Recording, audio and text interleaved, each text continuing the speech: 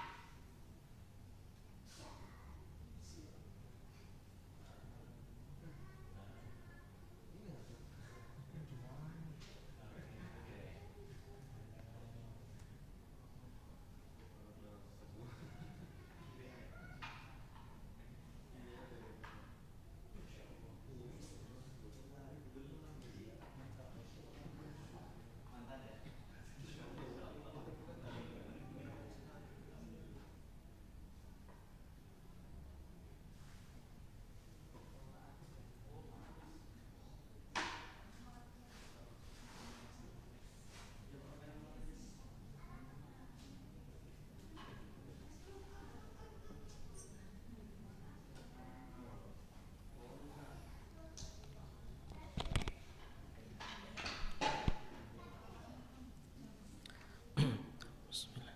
Khalas. Bismillahirrahmanirrahim. Assalamualaikum warahmatullahi wabarakatuh. Innal hamdalillah nahmaduhu wa nasta'inuhu wa nastaghfiruh wa na'udzu billahi min shururi anfusina wa sayyiati a'malina. May yahdihillahu fala mudilla lahu wa may yudlil fala hadiya lahu wa asyhadu an la ilaha illallah wahdahu la syarika lahu wa asyhadu anna Muhammadan abduhu wa rasuluh. sallallahu alaihi wa ala alihi wa ashabihi wa man tabi'ahum bi ihsanin ila yaumiddin wa sallama tasliman katsira, amma ba'd.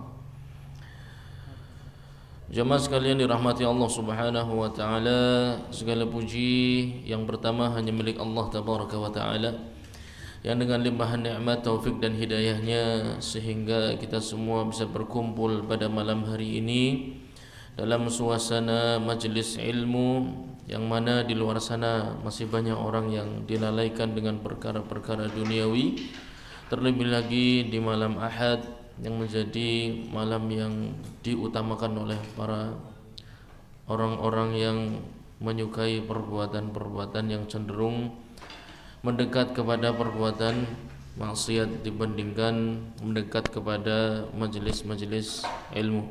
Oleh karena itu, bagi yang diberi kemudahan untuk bermajelis ilmu di malam Ahad merupakan sebuah kemuliaan, karena ketaatan di zaman banyaknya kerusakan merupakan sebuah ibadah yang sangat mulia di hadapan Allah Subhanahu wa taala. Nabi sallallahu alaihi wasallam pernah bersabda yang kira-kira maknanya, at-ta'atu fi zamanil harji kal hijrati ma'i.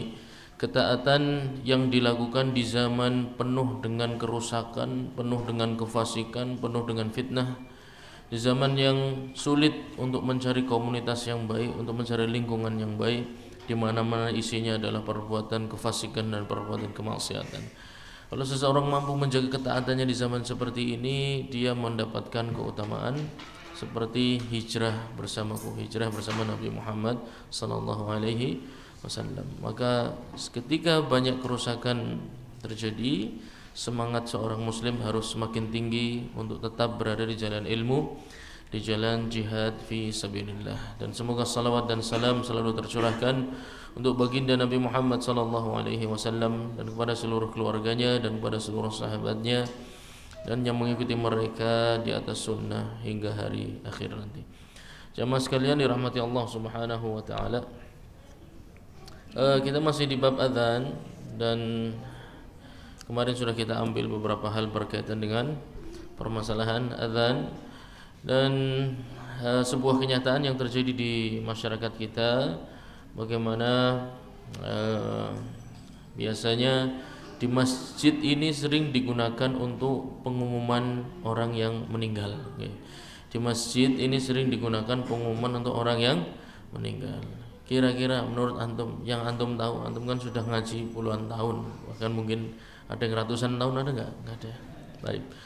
Dari ngaji sudah keliling lah, kira-kira dari Jawa, Sumatera, Sulawesi, mungkin ya, Nusa Tenggara, Kalimantan, Papua, sudah antum kelilingi semua. Coba, apa yang antum tahu tentang mengumumkan kematian seseorang yang terjadi di zaman sekarang ya? Yang terjadi di zaman sekarang. Penggunaan masjid, mikrofon masjid untuk pengumuman orang yang meninggal. Apa hukumnya? Boleh apa enggak? Enggak apa-apa. Jangan takut. Nanti diedit wis jawabannya. Dihapus. Oh, boleh enggak?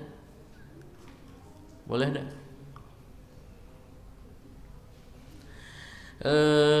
Nabi SAW di dalam hadisnya melarang perbuatan yang namanya na'i.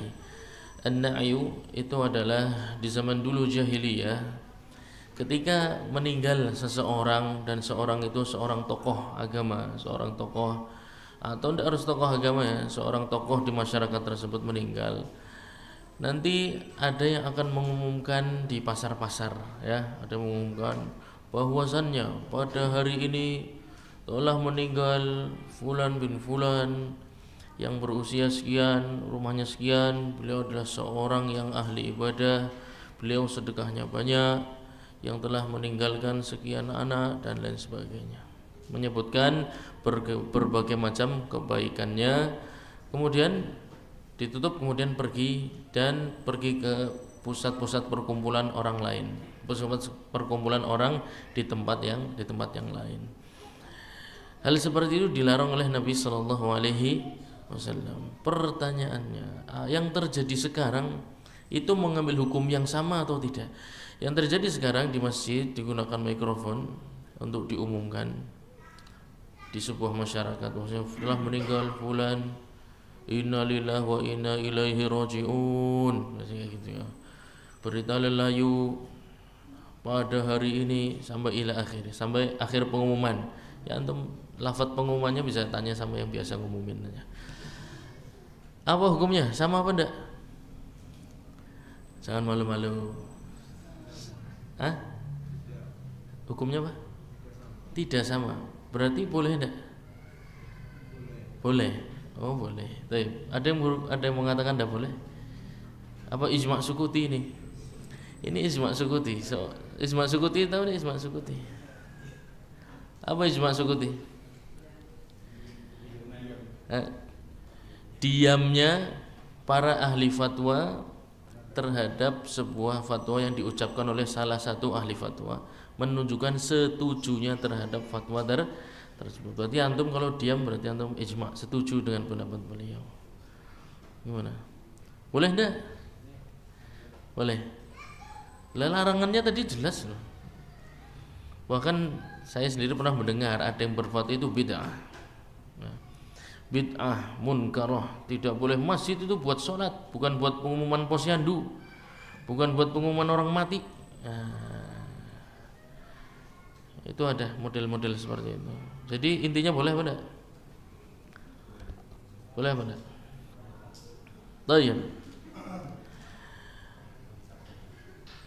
Nabi SAW hadisnya sahih melarang perbuatan yang namanya na'i, perbuatan yang namanya na'i tersebut. Akan tapi pertanyaannya, itu sama atau tidak dengan perbuatan orang Islam di zaman sekarang? Antum sebenarnya bisa menjawab, ya, sebenarnya bisa menjawab. Di zaman tersebut terjadi na'i itu zaman sebelum Islam tiba. Sebelum Islam tiba yang namanya na'i sudah ada. Ya, perbuatan itu sudah ada sebelum Islam. Sedangkan yang terjadi sekarang itu merupakan amalannya orang Islam.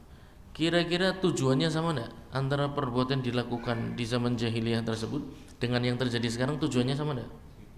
Beda. Dengan itu antum bisa menjawab, itu dua perbuatan yang berbeda. Tidak semua hadis ketika maknanya mirip-mirip dengan sebuah kejadian langsung antum ambil hukum yang sama, harus kembali kepada para fuqaha. Oleh karena itu muskilah dan sangat berbahaya ketika seorang yang jahil, awam, kemudian belajarnya langsung hadis, kemudian langsung diambil kesimpulan, ini kemungkinan tersesatnya sangat tinggi, ya. Kita perhatikan bagaimana perbedaannya. Perbedaannya dahulu di zaman jahiliyah, perbuatan tersebut tujuannya agar manusia itu bersedih karena wafatnya seseorang. Sedangkan sekarang pengumuman di masjid tujuannya apa? Supaya apa? Supaya menegakkan salat jenazah. Ya, yang satu tujuannya bertentangan dengan akidah Islamiyah. Kenapa? Sedih, kemudian tidak menerima, bisane wis mati si wonge apik ke, ya kan biasanya. Terus si wis mati, si nom ke wis mati, ya kan. Sebuah ungkapan-ungkapan yang apa sih? Di dalamnya terkandung sesuatu hal yang berkaitan dengan tidak menerima takdir Allah Subhanahu wa ta'ala. Itu berkaitan dengan rukun iman. Oleh karena itu na'i itu dilarang. Na'i itu dilarang karena berkaitan dengan masalah akidah, menyebabkan orang tidak ridho dengan kematian fulan atau fulanah, ya. Tapi dalam syariat Islam, ketika kaum muslim menggunakan tawa masjid untuk mengumumkan itu, pertama mereka mengatakan inna lillahi wa inna ilaihi rajiun. Dari awal sudah menggunakan kalimat tarji', sudah mengajak kaum muslimin untuk menyerahkan kepada Allah Subhanahu wa taala. Jelas ini sesuai dengan tujuan syar'i, ya. Meskipun wasilahnya menggunakan tawa masjid, labas, ya.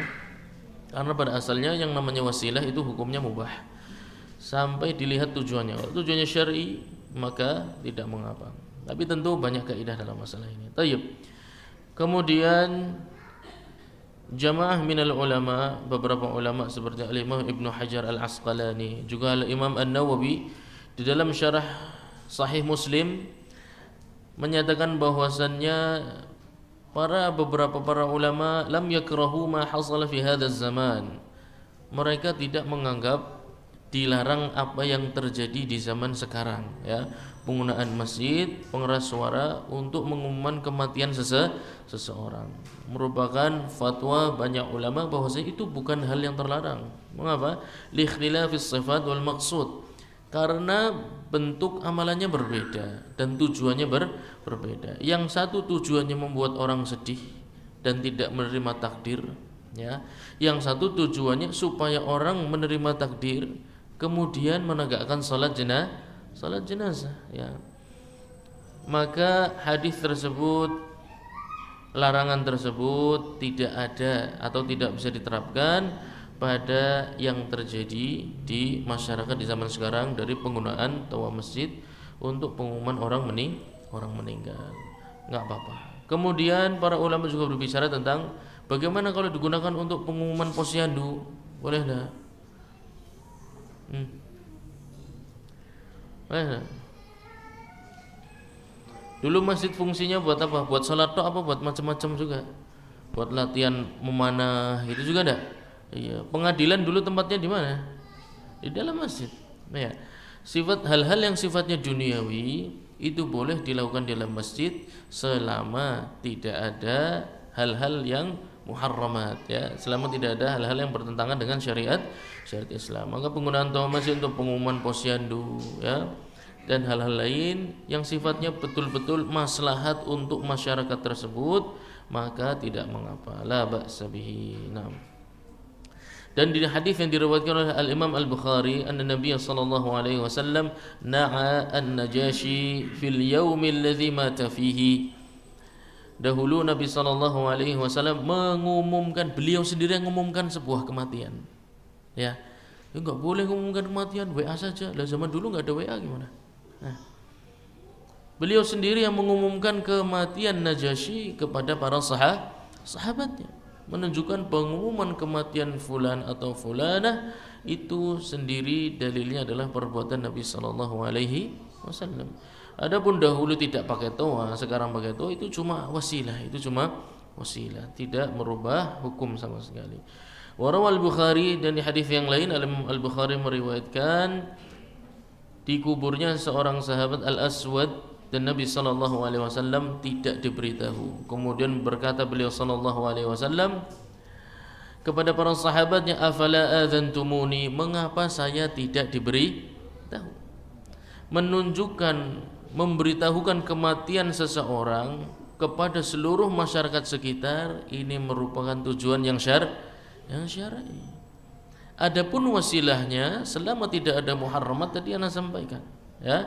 Penggunaan masjid untuk urusan duniawi selama tidak ada yang muharramat maka hukumnya mubah, tidak ada masalah, ya.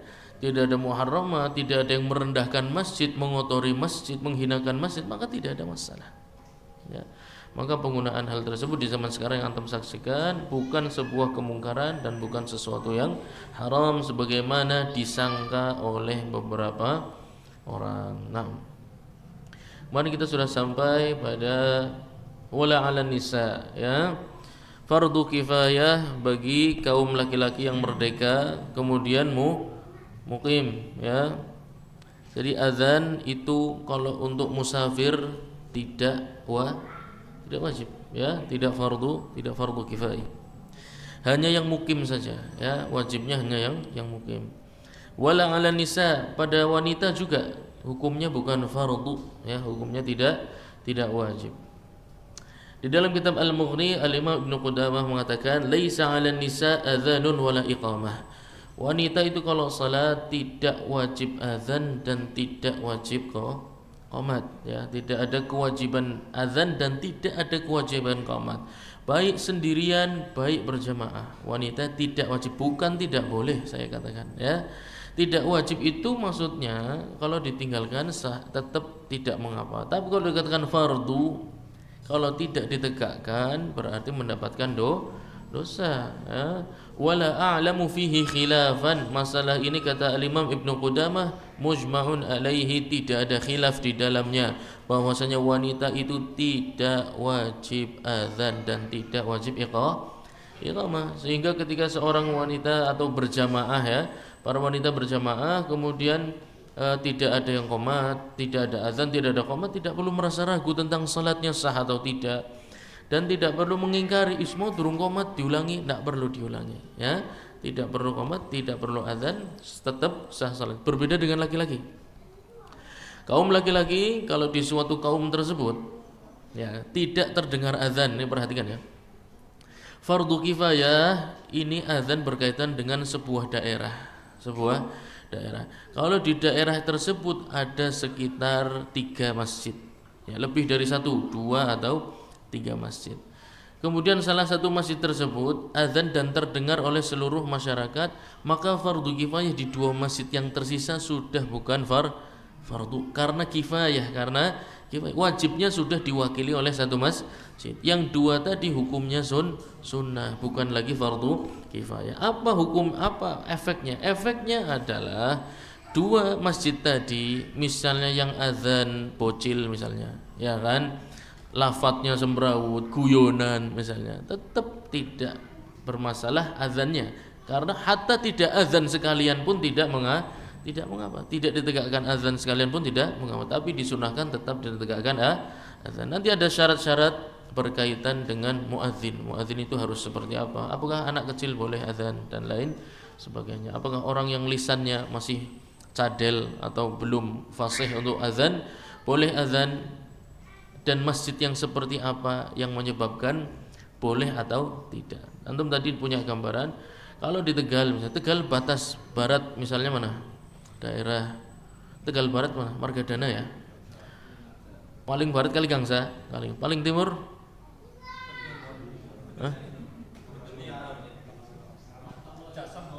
Martoloyo. Thayyib. Azan di Kaligangsa kira-kira kedengaran saya Martoloyo enggak? Tidak. Berarti Martoloyo wajib ada masjid yang menegakkan azan. Ya. Azan itu berkaitan dengan sebuah daerah terdengar bagi masyarakat tersebut. Kalau azan tersebut sudah tidak terdengar, berarti di daerah tersebut hukumnya sunnah atau fardu kifayah? Fardu kifayah. Hati-hati ya. Bisa jadi satu daerah, jadi dalam satu kota, ya, itu ada beberapa titik yang terkena fardu kifayah. Bagaimana cara melihat? Lihat terdengar tidak azannya daerah. Kalau tidak terdengar berarti daerah tersebut kena fardu kifayah. Jadi tidak terikat dengan batas daerah, ya. Batas daerah ini kan urusannya politik, ya enggak. Azan iqamah tidak ada urusan dengan politik, ya. Mau kota, mau kabupaten, mau daerah istimewa, mau daerah tidak istimewa, tidak ada urusan, ya. Selama terdengar suara azan berarti daerah tersebut sudah terpenuhi azan yang hukumnya fardu kifayah. Masjid yang lain hukumnya sunnah, ya. Misalnya tidak ada yang azan, apa-apa, antum jamaah masuk ke dalam, misalnya mau langsung qomat silahkan, ya. Misalnya bukan orang situ, ya. Tapi meskipun dalam satu kota, ya, di sebuah titik dilakukan azan, terdengar untuk masyarakat tersebut, fardu kifayahnya gugur di daerah tersebut, tapi di daerah yang lain, kecamatan yang lain belum tentu fardu kifayahnya gugur selama tidak terdengar. Misalnya Masjid Agung ini jangkauannya sampai mana? Nah, di luar itu berarti terkena fardu kifayah. Nah, hati-hati. Jadi jangan tertipu dengan daerah otoritas sebuah administrasi negara, ya. Tadi kembali ke masalah wanita, ya. Wa hal yusannu lahun, apakah disunahkan bagi wanita untuk azan dan iqamah, ya. Faqad ruwiya an Ahmad, al-Imam Ahmad pernah ditanya tentang permasalahan ini. Beliau rahimahullahu taala menjawab, in fa'alna fala ba'sa wa in lam yaf'alna fajaiz. Kalau wanita-wanita ini ketika salat kemudian melafadzkan azan dan qomat atau iqamah itu boleh, ya. Kalaupun tidak pun juga boleh. Nah, akan tetapi kita tahu maslahat azan dan iqamah. Maslahat azan dan azan untuk manggil. Misalnya rumahnya besar, ya, ada di situ tinggal wanita mungkin ada 10, ya. Masing-masing di kamar, ya. Kemudian ada satu wanita yang menegakkan azan supaya sholatnya bareng. Wanita ini semuanya sholatnya bareng-bareng. Maka tentu disunahkan untuk azan sebagai penanda waktu sholat wajib telah masuk bagi wanita tersebut, bagi kelompok wanita tersebut. Faqad ruya an Aisyah radhiyallahu anha kanat tu'adzin wa tuqim. Dan dahulu Ummul Mukminin Aisyah radhiyallahu anha ketika salat itu beliau membaca lafaz azan dan juga iqamah, ya, tetap membacanya, ya. Wa an Ummi Waraqah radhiyallahu anha kanat adzina laha an-nabiy sallallahu alaihi wasallam bil adzan wal iqamah. Ummu Waraqah radhiyallahu anha dahulu diizinkan oleh Nabi sallallahu alaihi wasallam. Kenapa meminta izin? Karena mau sholatnya berjamaah dengan wanita-wanita di rumahnya, ya. Minta izin untuk azan dan iqamah diizinkan oleh Nabi sallallahu alaihi wasallam. Ini termasuk sunnah iqrar, sunnah yang Nabi sallallahu alaihi wasallam memberikan persetujuan. Beliau tidak berkata, beliau tidak menolak, tapi memberikan persetujuan. Sunnah yang bentuknya iqrar, bentuknya pengakuan, ya. Maka tetap disyariatkan bagi wanita ketika sholat sendiri atau berjamaah untuk membaca lafaz azan dan iqamah. Wa li'anna al-adzan yushra'u lahu raf'us shauti. Nah, mengapa tidak wajib bagi wanita tapi cukup disyariatkan. Syariatkan itu kalau dilakukan boleh, tidak juga tidak apa-apa. Wa li'anna al-adzan, nah, kenapa tidak fardu 'alal kifayah untuk wanita? Karena azan yushra'u lahu raf'us shauti, karena azan itu disyariatkan mengangkat suara. Mengapa disyariatkan mengangkat suara? Mengapa? Karena pengumuman. Kan antum tahu, azan kalau enggak diangkat suaranya buat apa? Ya kan, azan itu pengumuman. Dan antum juga tahu supaya terdengar sampai ke telinga manusia. Berarti harus angkat suara enggak? Harus mengangkat suara. Wala yushra'u laha raf'us shauti, dan wanita tidak disyariatkan untuk mengeraskan suara, maka tidak mungkin diwajibkan untuk azan. Lalu iqamah bagaimana? Wa man la yushra'u fi haqqihi al-adzan la yushra'u fi haqqihi al-iqamah. Ini di kitab Al-Mughni dari Imam Ibnu Qudamah. Barang siapa yang tidak disyariatkan baginya azan, tidak wajib azan, maka tidak wajib juga baginya untuk iqamah. Jadi wanita mau langsung salat labas, ya. Berjamaah langsung salat boleh. Baca iqamah saja boleh. Adzan dan iqamah juga boleh, ya. Tapi harus diperhatikan jangan sampai ada di dekat mereka ajnabi. Apa itu ajnabi? Laki-laki yang di luar mahram, ya. Laki-laki yang di luar mahram bagi wanita tersebut. Wa yatawajjahu fi tahrimi jahra. Dan kalau wanita azan atau iqamahnya jahr sampai terdengar laki-laki ajnabi, laki-laki yang bukan mahram baginya, maka dihukumi haram. Maka harus hati-hati wanita ketika azan dan iqamah, harus berhati-hati. Boleh, akan tetapi lihat-lihat, ya, lihat-lihat situasinya. Wa fi kasyafil qina tusiru bil qiraah in sami'aha ajnabi wujuban la farq. Mengapa dihukumi haram tadi, ya, wanita azan atau iqamah dengan jahar dihukumi haram? Karena mengambil hukum yang berkaitan dengan wanita membaca Al-Quran. Wanita ketika membaca Al-Quran itu wajib sir. Wanita membaca Al-Quran wajib sir ketika di dekatnya ada laki-laki ajnabi, ya, laki-laki ajnabi itu yang bukan mahram baginya. Maka azan dan iqamah mengambil hukum yang sama dalam baca Al-Quran, azan iqamah. Selama itu ada mengeraskan suara, maka wajib untuk sir. Nah, wa yusannanu limunfarid, dan orang yang munfarid, mana tadi? Walal abid walal musafirin. Ini sudah ya kemarin, ya? Belum? Ala nisa sudah kemarin. Alal abid. Oh ya, walal abid. Abid itu budak, ya. Budak itu tidak terkena kewajiban azan. Nanti juga masalah salat jamaahnya budak juga. Walal musafirin, musafir juga tidak terkena fard, kewajiban untuk azan. Sekelompok musafirin meskipun di daerah mana tidak terdengar azan sekalipun di daerah tersebut, mereka tidak wajib azan. Wa yusannanu limunfarid. Nah, perhatikan.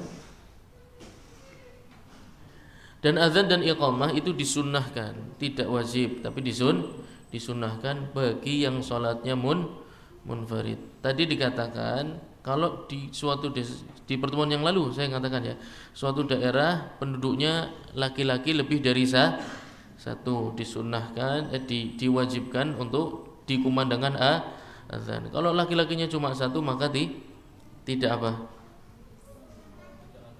Tidak wajib ya, tidak wajib. Itu pertanyaan di pertemuan yang lalu, ingat enggak?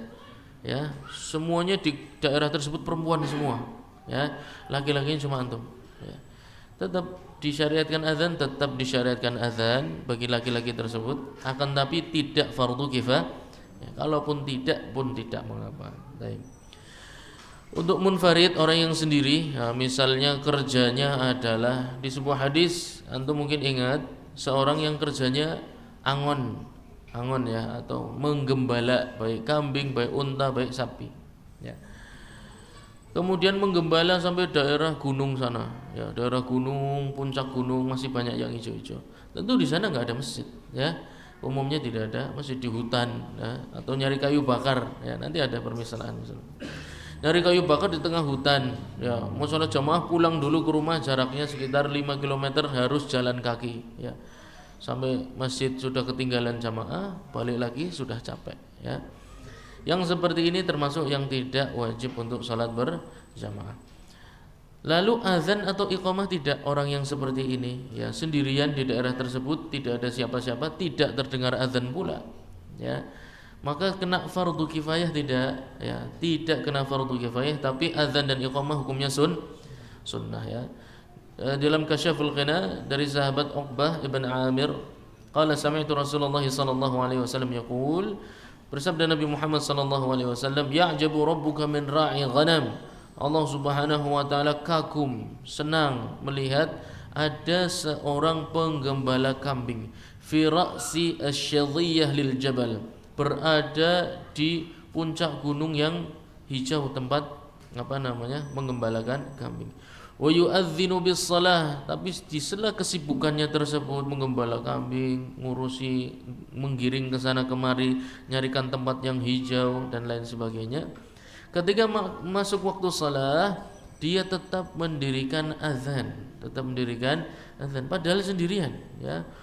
Yu'adzinu bis salah wa yusalli, kemudian menegakkan salat. Fayaqulu Allahu azza wa jalla, unzuru ila abdi hadza yu'adzin wa yuqimus salah yakhafu minni qad ghafartu li abdi wa adkhaltuhu al jannah. Hadis diriwayatkan oleh Al-Imam An-Nasa'i. Allah Subhanahu wa taala kemudian berkata kepada para malaikatnya, unzuru ila abdi hadza, wahai malaikat-malaikat, perhatikan hambaku yang satu ini, sendirian, tidak ada yang ngawasi, ya, tidak ada ria-ria kepada siapa, sum'ah kepada siapa, isinya kambing semua, ya. Lalu dia waktu masuk salat tetap menegakkan salat, bahkan azan. Yang mau dipanggil siapa? Kambing diazani, pada datang enggak peduli, ya enggak. Tetap azan, ya. Yu'adzinu wa yuqim, dia tetap azan, dia tetap iqamah untuk salat. Ya khafu minni, karena dia takut kepadaku. Enggak ada yang ngawasi, ya. Salatnya tidak direkam, kemudian pas wudu diliput, ya, sampai lupa ngelinding ininya, kemejanya, ya. Ya khafu minni, dia takut kepadaku, salatnya takut sama aku. Enggak ada yang lihat kambing semua. Ya, dia tetap tegakkan salat karena takut kepadaku, kata Allah Subhanahu wa taala. Qad ghafartu li abdi, yang seperti ini aku sudah ampuni seluruh dosa-dosanya. Wa adkhaltuhul jannah, aku jamin surga bagi orang seperti ini, ya. Di hadis ini beberapa pelajaran, ya, berkaitan dengan bab kita, yaitu tetap disunnahkan bagi yang salat meskipun sendirian, meskipun di kamar, tetap disunnahkan azan, tapi jangan banter-banter. Ya, karena kalau banter-banter orang pada datang, antum tidak muat kamarnya, ya, iya, ya, azan untuk diri sendiri, misalnya sendirian, ya. Maka yang sholatnya munfarid tetap disunahkan untuk azan dan iqamah. Lalu berkaitan dengan, baik, nanti saja. Faidahnya juga berkaitan dengan bahwasanya Islam, ya, agama Islam itu tidak membatasi pemeluknya kaum muslimin untuk bekerja ya. Jangan sampai urusan sholat tuh bikin antum tidak bisa kerja, tidak ada alasan ya, tidak ada alasan karena pengen sholatnya gampang, tulis kerjanya males ya, orang gelem mana-mana, tidak mau mencari rizki di bumi Allah yang luas, pokoknya jaluknya perak masjid ya.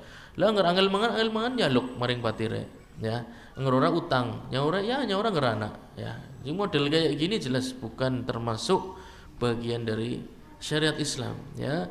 Islam mengajak antum untuk melepaskan diri dari kemiskinan ya, untuk mengajak antum untuk menaikkan status sosial, derajat. Jangan sampai minta-minta ya, termasuk minta-minta ini termasuk sesuatu yang dilarang dalam syariat Islam, mengemis dan lain sebagainya. Ini banyak yang dipahami orang-orang yang terlebih lagi dekat kepada menisbatkan diri kepada kelompok-kelompok yang suka dengan kezuhudan ya, dikiranya zuhud itu tidak bekerja, jadi cuma nang masjid terus. Bayangannya seperti para ulama ya, saya ingin seperti Imam Malik, Ibnu Taimiyah. Iya, para ulama dahulu memang bisa seperti itu, bisa seperti itu. Pertama karena mereka memiliki keistimewaan ya, kewalian lah kalau zaman sekarang ya. Mereka memiliki keistimewaan yang Allah Subhanahu wa taala berikan tidak kepada manusia-manusia model seperti kita ya. Mereka tahan lapar, mereka tahan minum, mereka juga syahwatnya mudah dikontrol. Orang-orang yang dekat dengan Allah Subhanahu wa taala, kita tentu jauh dari itu ya. Yang kedua, beberapa ulama di zaman tersebut itu meskipun sibuk ngajar, sibuk ibadah, tapi secara mukafah ditanggung oleh negara. Lah antum yang nanggung siapa? Nggak ada, bahkan negara minta dari antum. Iya, antum beli apa kena 5% ya. Antum usaha apa sukses dikit didatengin orang pajak ya enggak? Bukan negara ngasih antum, negara itu minta dari antum. Maka antum harus kaya untuk mensupport negara. Kasihan ya, negara sepertinya miskin karena masih minta-minta ya. Kalau negara udah kaya itu enggak minta-minta, tapi karena negara kita masih miskin, jadi antum jangan ikut-ikutan miskin ya.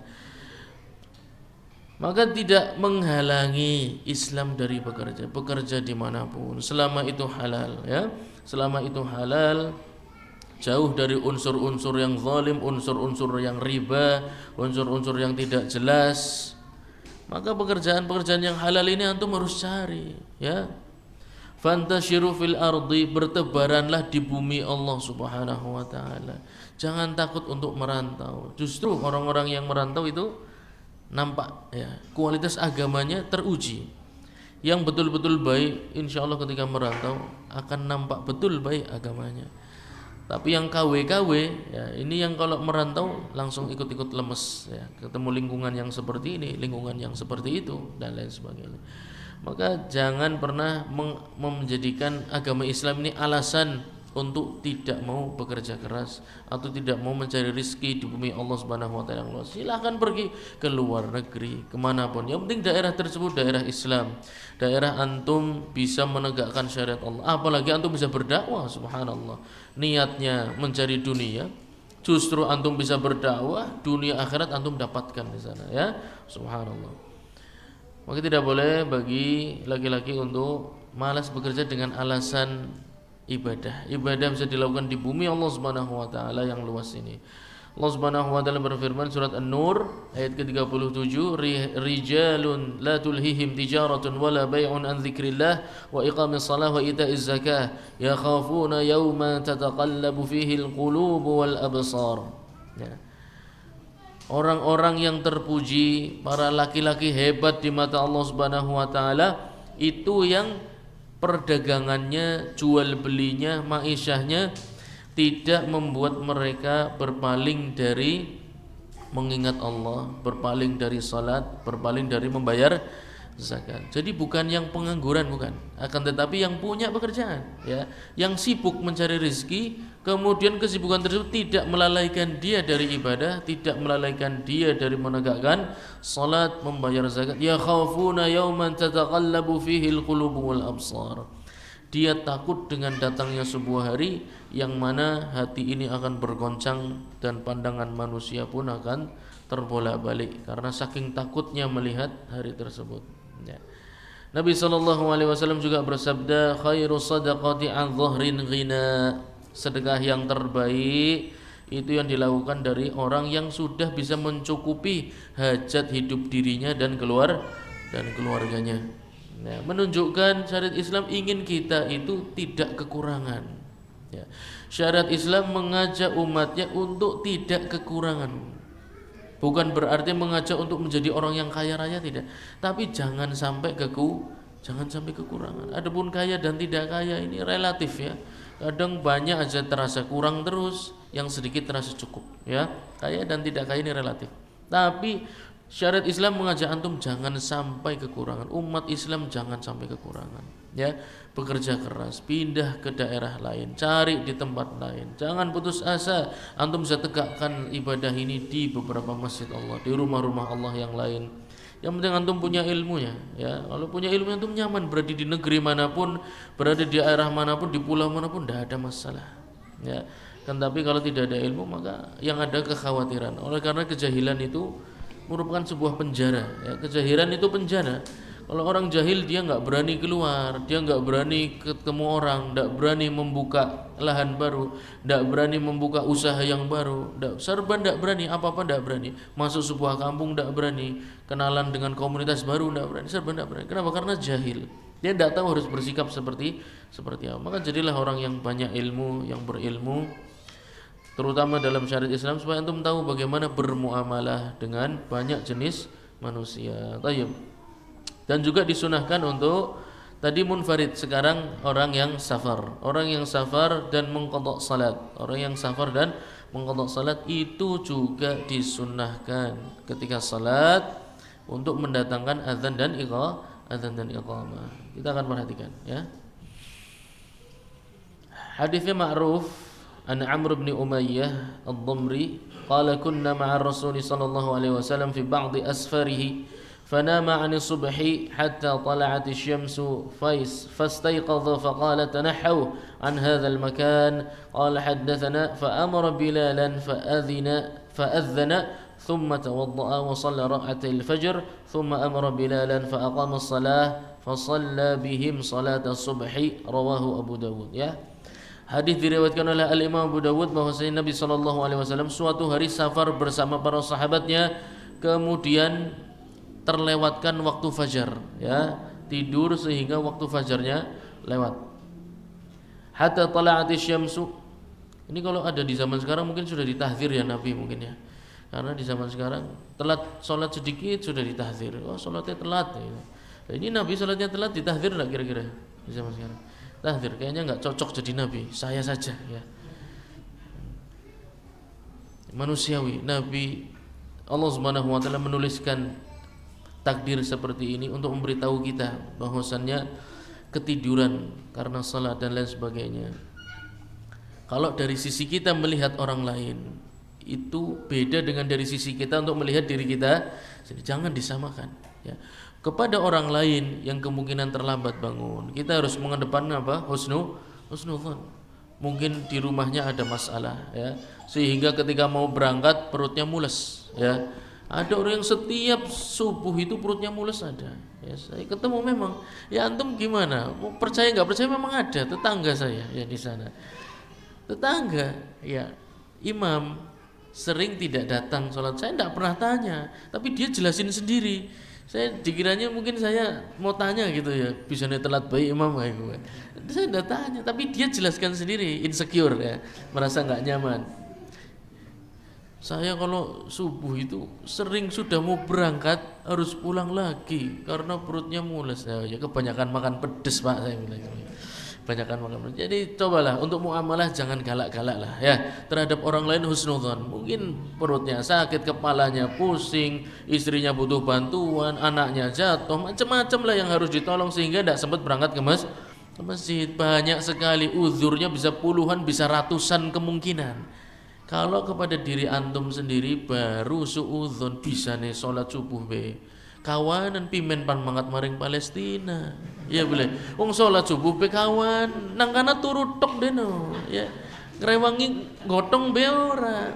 Tura. Ya ora semangat maring.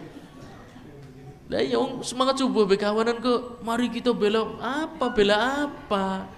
Subuhan be kawan itu untuk diri sendiri, ya. Jangan diterapkan ke orang lain. Ya, berbeda ya. Kalau menerapkan ke orang lain harus husnudzon, kepada diri antum silahkan siksa diri antum ya. Silahkan untuk suudzon kepada diri sendiri. Kemudian Nabi SAW bangun saat itu matahari sudah lumayan tinggi. Tanahaw an hadzal makan. Semua bangun dan kosongkan tempat ini ya. Bersihkan tempat ini. Kemudian beliau SAW memerintahkan Bilal untuk azan.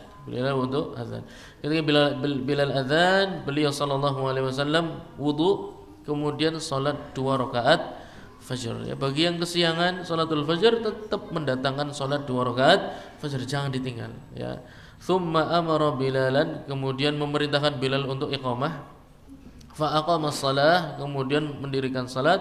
Maka Nabi SAW kemudian memimpin salat subuh berjamaah dengan para sahabat. Di hadis ini menunjukkan bahwasannya meskipun dalam kondisi safar, meskipun salatnya qadha, ya, hadis ini kondisinya safar dan salatnya qadha, dua langsung permasalahan diringkas dalam satu hadis. Disunnahkan azan dan iqamah. Lalu bagaimana hukumnya salat tanpa azan, tanpa iqamah? Nah, itu dia. Kalau memang sunnah harusnya ditinggalkan semuanya, tidak apa-apa, ya tidak, ditinggalkan semua tidak apa-apa. Tapi tidak seperti itu, ya. Wa fi kasyafil qina illa annahu la yarfa'u sautahu bil adzan fil qada'i idza khafa talbisa. Ya. Meskipun disunahkan azan, angger tangine kawanan, azannya aja banter-banter, ya. Tangi jam 8, ya. Jugut wudu azan, ya dipataki wong mas, aduh ya. Jadi sir ya, tetap disir. Azan di luar waktunya ya, atau di dalam waktunya tapi di luar waktu yang pertama ya. Jadi azan di luar waktu itu ada dua kondisi. Azan di luar waktu ada dua makna. Yang pertama, azan di luar waktu itu di luar waktunya. Ya, ini azan subuh tapi di luar waktu subuh. Ya enggak? Karena matahari sudah terbit. Azan hadis yang saya jelaskan tadi itu Bilal azan di luar waktu subuh. Ya enggak? Karena matahari sudah terbit. Azan yang seperti ini kalau menimbulkan kegaduhan di masyarakat, gawe wong keter, tanggane kok iki aliran apa maning jembulu azan ya. Maka dibaca dengan sir ya. Atau yang kedua itu azan di luar waktunya, maksudnya waktu yang pertama ya. Tapi masih dalam lingkup waktu salat tersebut. Salat subuh jam 4 ya. Dia bangun jam 5 ya, bangun jam 5. Kemudian dia mau menegakkan salat. Azan, ini azannya banter apa pelan kira-kira? Azannya banter apa pelan? Hah? Bisane banter, azan sing banter wis liwat tuh. Ya engko wong teka maning kon nggo salat tabung, salat subuh sudah selesai. Ya dah. Kecuali dia di daerah yang tidak ada orang di sana. Kalau di rumahnya ya. Juga misalnya ada uzur hujan, ya, uzur hujan sehingga gugur salat berjamaah. Maka sekelompok orang tersebut di sini, misalnya di sini ya, di sini. Kemudian tapi ini tidak tempat buat salat, di sebuah rumah misalnya, seorang segini banyaknya di sebuah rumah. Kemudian uzur laki-laki ini uzur tidak bisa ke masjid karena hujan, Mereka akan menegakkan salat berjamaah di tempat tersebut, ya. Tempat tersebut itu di suatu komplek banyak tetangganya, ya. Pertanyaannya, azannya dilakukan dengan jahar atau cukup terdengar bagi orang yang ada di dalam rumah tersebut? Gimana? Antum dari yang sudah Anda jelaskan bisa lah, gambar-gambar dikit bisa lah. Cukup bagi orang yang dalam ruangan. Kenapa tidak dikeraskan sampai ke jalanan suaranya?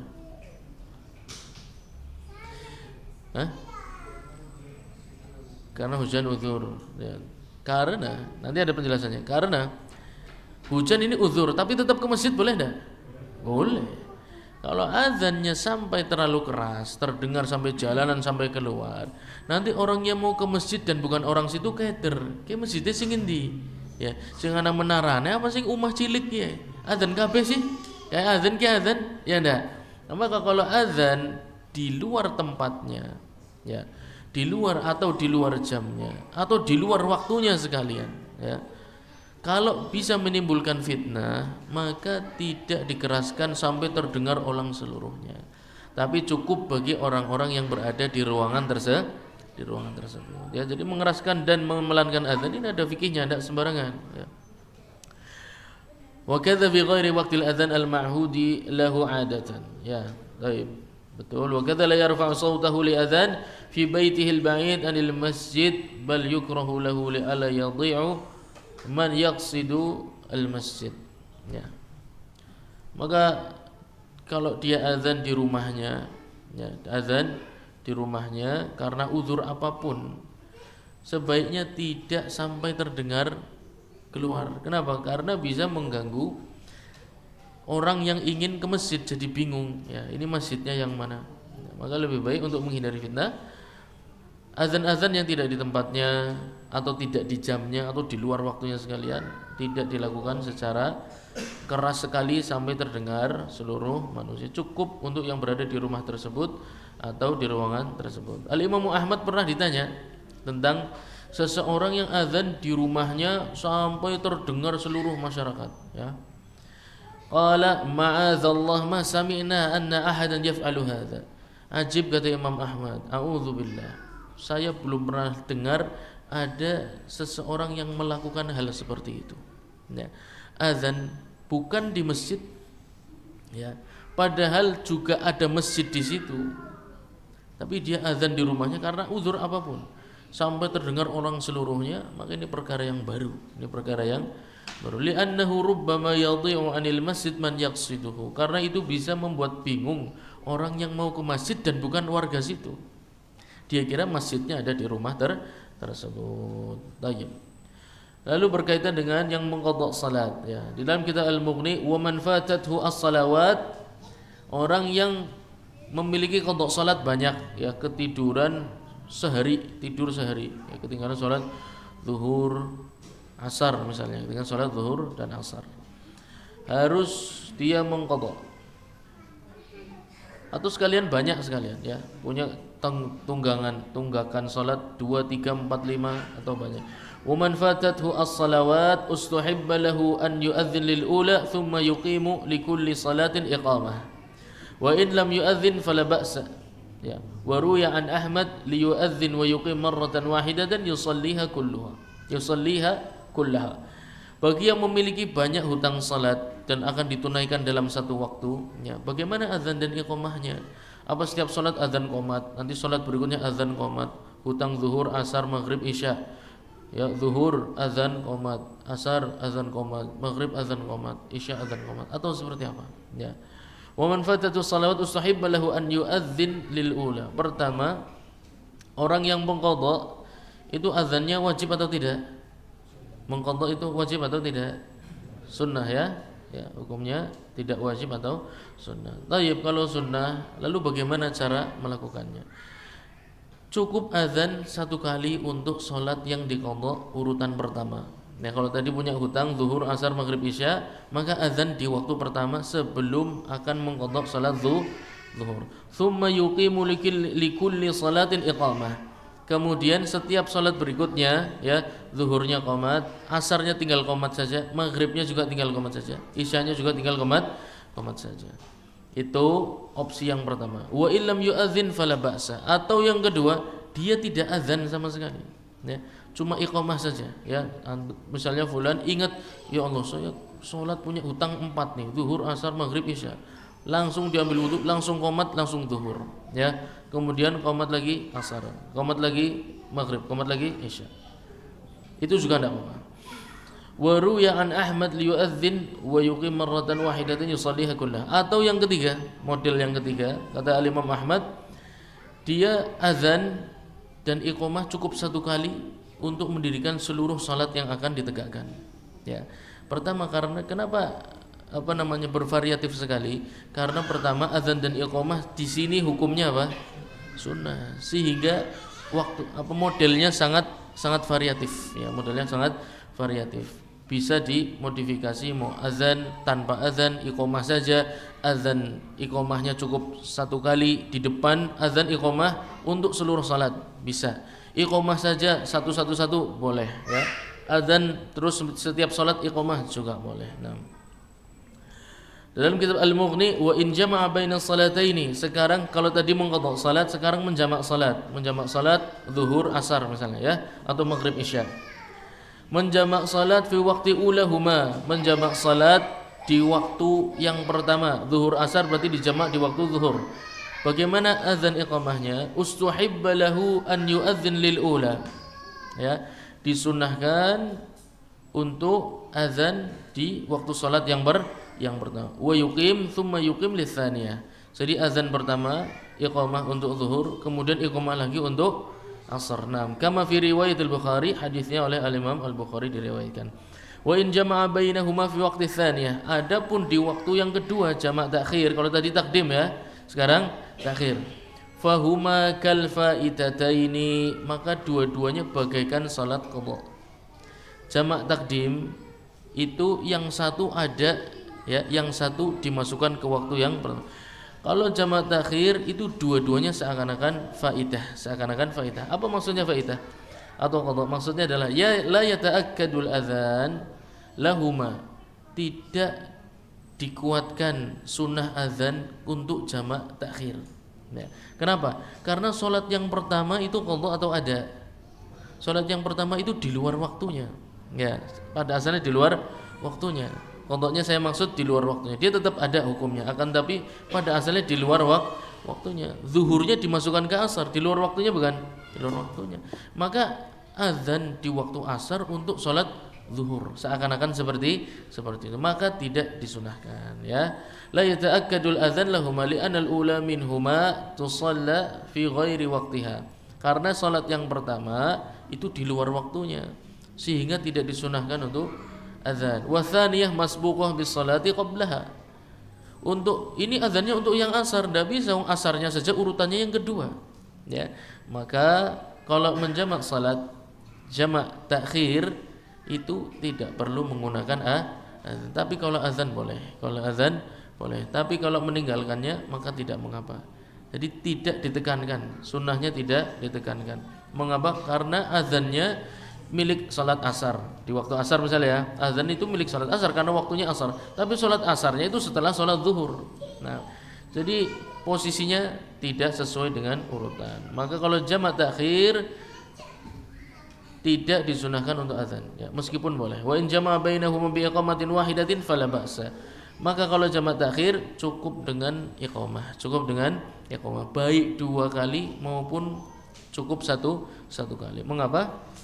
Karena hadis Ibnu Umar sallama an-nabi sallallahu alaihi wasallam di Muzdalifah. Suatu hari sahabat Ibnu Umar meriwayatkan salatnya bersama Nabi sallallahu alaihi wasallam di Muzdalifah. Beliau sallallahu alaihi wasallam menjamak salat maghrib dan isya, menjamak salat maghrib dan isya di Muzdalifah dengan satu iqamah. Jadi boleh iqamah itu cuma satu untuk dua salat yang dijamak, tidak ada masalah. Baik. Ngebut ya, jelasin ya, aja alon-alon. Soalnya banyak. Wa yuqatalu ahlu baladin ya. Ini udah belum? Wa yuqatalu ahlu baladin belum? Dan diperangi suatu kaum. Nah, ini bahaya, makanya saya tadi bilang kalau tidak terkena azan, kemudian ada yang mampu azan, tapi langsung azan, ya. Suatu daerah terkena kewajiban fardu kifayah azan, tapi laki-laki di daerah tersebut tidak ada yang mau azan. Ya. Yuqatalu ahlu balad, maka daerah tersebut akan diperangi, ya. Bukan dibunuh, beda ya. Yuqatalu dan yuqtal itu beda ya. Al-qatlu dan muqatalah itu dua hal yang berbeda. Antum akan bertemu dalam kitab fikih banyak istilah seperti ini. Qatl dan muqatalah. Qatl itu membunuh, muqatalah itu memerangi. Memerangi itu bukan seperti gambaran antum harus pakai ya pedang kemudian diancam ya. Ono azan tak tubles kon ya. Nah, ya. Insyaallah kita akan lihat penjelasannya ya. Di dalam Kasyaful Ghina selain azan ada juga salatul Id ya. Salatul Id hukumnya khilafiyah, ada yang mengatakan fardu kifayah, ada yang mengatakan sunnah muakkadah. Akan tetapi kalau suatu daerah meninggalkan salat Id ya, suatu daerah meninggalkan salat Id, wargane benar-benar dablek ya, tidak mau menegakkan salat Id, juga diperangi. Diperangi itu bukan tadi dikirim tank ya, tank terus tentara. Oh enggak tentara ding. Yang memerangi rakyat sekarang kan bukan tentara. Apa? Al-farqu bainal qatl wal muqatalah, perbedaan antara membunuh dan memerangi. Ya, al-qatlu huwa qasdu ahadin ila izhaqi nafsi ahad. Seseorang berinisiatif untuk mencabut atau menghilangkan nyawa orang lain. Ini namanya membunuh. Ammal muqatalah hiya qasdu dzalika min at-tarafain. Ya.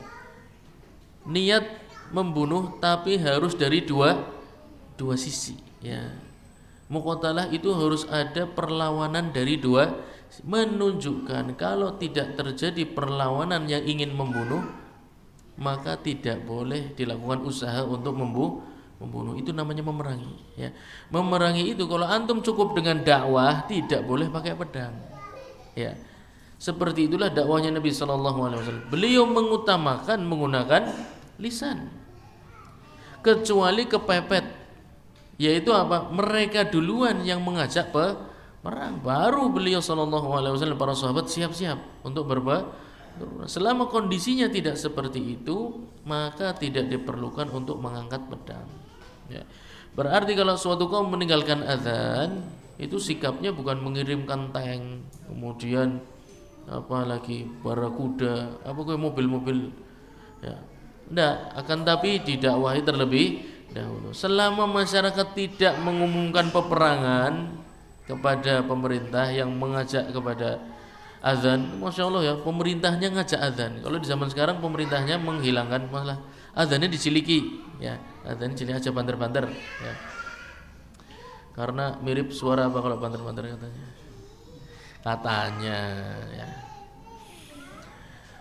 Dan Nabi SAW juga bersabda, umirtu an uqatilan nas hatta yashhadu annahu la ilaha illallah wa anna muhammadan rasulullah. Aku diperintah Allah Subhanahu wa taala untuk memerangi manusia, bukan membunuh manusia loh ya. Ini yang sangat fatal dipahami orang-orang. Yang namanya dakwah Islam itu pertama harus bawa pedang dulu. Enggak, salah, betul. Silahkan bawa peralatan tempur, tapi bukan itu yang pertama kali digunakan ya. Tapi kalau ada tanda-tanda ini kemungkinan mereka melakukan perlawanan, ya kita harus siap. Tapi bukan tujuan utama Islam adalah membunuh orang, bukan sama sekali. Jadi Nabi SAW diperintahkan untuk memerangi manusia, bukan membunuh manusia. Memerangi itu apa saya sampaikan tadi, tidaklah dilakukan peperangan sampai ada sikap yang semisal dari kedua belah pihak. Selama tidak ada sikap yang semisal dari kedua belah pihak, maka Islam tidak perlu mengangkat pedang. Dakwah tidak perlu menggunakan kekerasan. Selama antum bisa mengajak teman yang sedang terpleset ya, atau sedang berbuat kesalahan dengan cara yang baik, maka usahakan jangan langsung menggunakan cara yang kasar. Utamakan cara-cara yang ma'ruf, utamakan cara-cara yang lembut, dan kemudian bertahap. Tapi kalau kemudian dia melakukan perlawanan, kon yang sholat, namanya kon sapa? Oh yo siap-siap ayo. Misalnya ngajak berantem tidak apa-apa. Ya. Tapi bukan dari awal langsung kon orang sholat tak dandemi kon. Ya, bukan yang jangan langsung begitu. Ya. Jadi Islam muqatalah ya. Muqatalah dalam Islam itu bukan membunuh, tapi memerangi. Memerangi itu bisa dengan dakwah, bisa dengan negosiasi. Tapi kalau udah ada dari pihak sebelah atau pihak seberang sikap ingin memerangi kita, baru umat Islam mengangkat pedangnya. Nah, maka umat Islam dalam berdakwah tidak boleh takut ya, dengan cara yang lembut, dengan cara yang tegas. Kapanpun terjadi perlawanan harus siap ya. Seperti kisah Tariq bin Ziyad ketika membuka daulah mana? Daerah Isbania. Isbania mana? Isbania. Orang ngerti Isbania? Mana Hispania mana? Cordoba mana? Spanyol. Tahu kisahnya?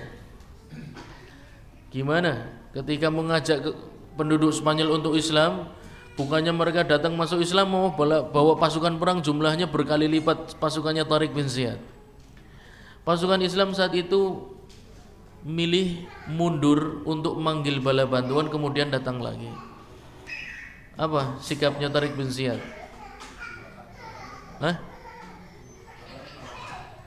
Kapalnya semua dibakar. Langkah cerita mundur. Orang Islam tidak ada cerita mundur. Mati syahid atau kita menang menegakkan khilafah Islamiyah. Akhirnya khilafah Islamiyah berdiri di Spanyol berapa tahun? Hampir 1000 tahun. Karena sikap tadi, ya. Bertahap. Ajak dulu dengan baik-baik. Tapi kalau situ main kasar, ya ayo. Nah, itulah umat Islam, ya. Jadi dalam berdakwah, dalam memerangi orang-orang yang meninggalkan azan, itu bukan dengan langsung kekerasan, tapi dengan cara yang lembut. Bertahap sampai muncul sikap ingin memerangi kita. Kalau kita sudah diperangi, maka boleh untuk memerangi, terjadi yang namanya muqatalah tadi, ya. Fal qatlu fi da'wah la yantuju illa min difa'in an-nafs. Maka dalam Islam, ya, membunuh itu tidak dilakukan kecuali karena unsur membela diri, ya.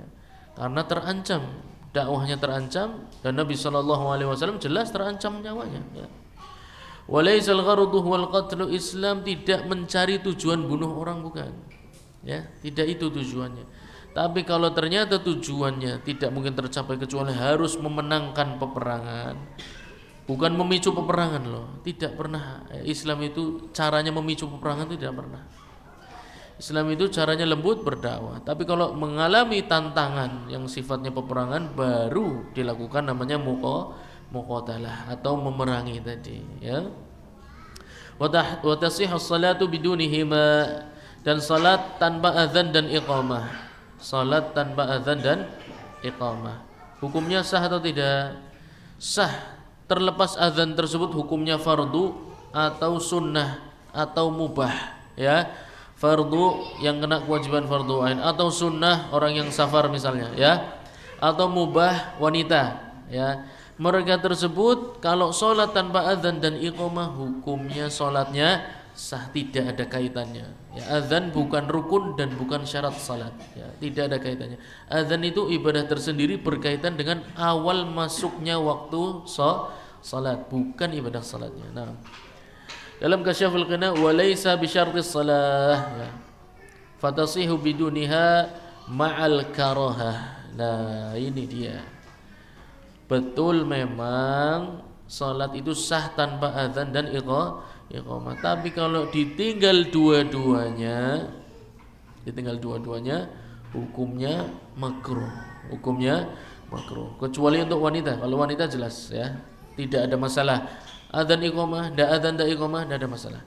Tapi kalau laki-laki, baik yang kena fardu, baik yang hukumnya sunnah, kalau meninggalkan adzan dan iqamah, dua-duanya, ya, ditinggal salat tanpa adzan dan iqamah, maka sah salatnya, tapi hukumnya makruh.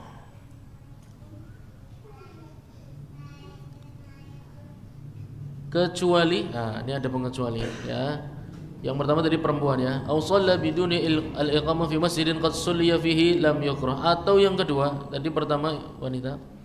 Yang kedua, salat di masjid yang sudah ditegakkan salat di dalamnya. Berarti jamaah kedua misalnya, ya. Jamaah kedua tidak azan dan tidak iqamah, tidak makruh, ya, tidak makruh. Adapun di luar itu maka hukumnya makruh. Tadi semua yang saya sampaikan contohnya karena hujan lah, uzur apapun lah, ya, rumahnya jauh atau di pucuk gunung, semua contoh yang saya sebutkan tadi, kalau ditinggalkan azan dan iqamah dua-duanya, maka hukumnya makruh, ya. Makruh itu sebaiknya jangan dilakukan, ya. Makruh itu bukan berarti orang apa-apa, ya.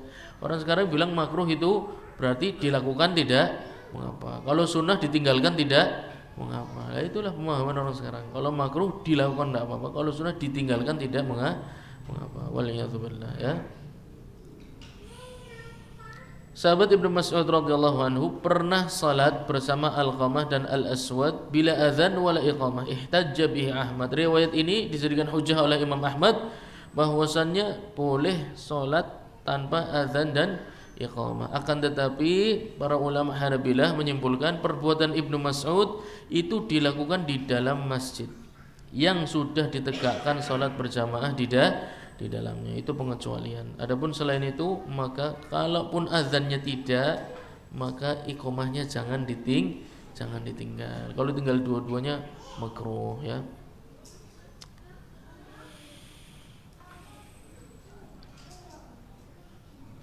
Dalam kitab Al-Mughni berkata Urwah bin Zubair radhiyallahu anhu rahimahullah taala, "Idzan tahait ila masjidin qad salliya fihi an-nas, qad shalla fihi an-nas, adzinu wa aqamu fa inna adzanuhum adzanu wa aqamu." Idzan tahaita ila masjidin qad shalla fihi an-nas, adzanu wa aqamu fa inna adzanahum wa iqamatahum tujzi'u amman ja'a ba'dahum. Adapun di dalam masjid jamaah kedua, jamaah ketiga, berarti jamaah pertama sudah selesai, sudah salam ya, kemudian ada jamaah kedua, ketiga, keempat, kelima, keenam, itu kalaupun tidak azan dan tidak iqamah tidak makruh. Mengapa? Berdasarkan fatwa tabi'in ya, Urwah, idzan tahaita ila masjid, kalau kamu masuk ke dalam masjid yang sudah ditegakkan salat di dalamnya dan salat tersebut ada azan dan ada iqamah, maka azan mereka dan iqamah mereka itu mencukupi untuk semua orang yang sholat setelah mereka ya. Jadi kalau jamaah kedua, jamaah ketiga mau kayaknya hurung qomat tidak apa-apa. Kalau qomat juga sunnah ya, labas. Jadi jangan sampai ada keraguan pas sholat masih mikiri tadi tidak qomat gimana hukum sholatnya. Nah labas, tidak ada masalah ya. Wa in syaa adzan wa aqam ihtajja bihi Ahmad. Tapi kalau mau azan dan iqamah juga boleh. Pertanyaannya tadi kan makruh atau tidak ya. Tidak makruh kalau di masjid yang sudah ditegakkan salat di dalamnya. Adapun di luar itu maka makruh. Qala Al-Hasan kana ahabba ilaihim an yuqim wa idza adzana fal mustahab an yukhfi dhalika wa la yajhar bihi liyaghurra an-nas bil adzan fi ghairi mahallihi. Naam. Akan tapi kata Al-Hasan Al-Basri, lebih baik jamaah kedua dan jamaah ketiga, keempat, kelima, keenam, ketujuh, delapan sampai seterusnya itu lebih baik untuk qomat saja. Lebih baik untuk qomat saja. Kalaupun azan tidak boleh dikeraskan. Kalaupun azan tidak boleh dikeraskan. Adapun qomat ya jamaah kedua ketiga biasanya keras, ya enggak? Biasanya keras. Kalau mau dikasih azan tidak boleh keras. Karena apa? Karena membuat orang bingung ya. Tadi azan yang benar yang mana ya. Maka jamaah kedua, ketiga, keempat, kelima, keenam sampai seterusnya yang mustahab itu adalah iqamahnya. Yang mustahab adalah iqamah. Azan boleh. Fatwanya Imam Ahmad azan boleh. Akan tetapi harus sir ya, harus sir. Adapun untuk didengarkan oleh orang lain maka lebih baik itu iqamahnya saja ya, iqamahnya saja. Baik, insyaallah kita lanjut di pertemuan yang akan datang berkaitan dengan ujrah al-muadzin ya, muadzin yang mengambil gaji apakah boleh atau tidak? Boleh apa tidak? Boleh tidak muadzin ngambil gaji? Ya boleh ngambil tok, masa enggak boleh ngambil gaji? Gajinya siapa? Gajinya adiknya, gajinya istrinya, gajinya keluarganya diambil boleh. Baik, insyaallah kita lanjutkan di pertemuan yang akan datang. Barakallahu fiik. Pertanyaan bisa dilanjut lewat grup khusus saja ya. Kita tutup majelis kita. Subhanakallahumma bihamdika asyhadu an la ilaha illa anta astaghfiruka wa atubu ilaik. Wassalamualaikum warahmatullahi wabarakatuh.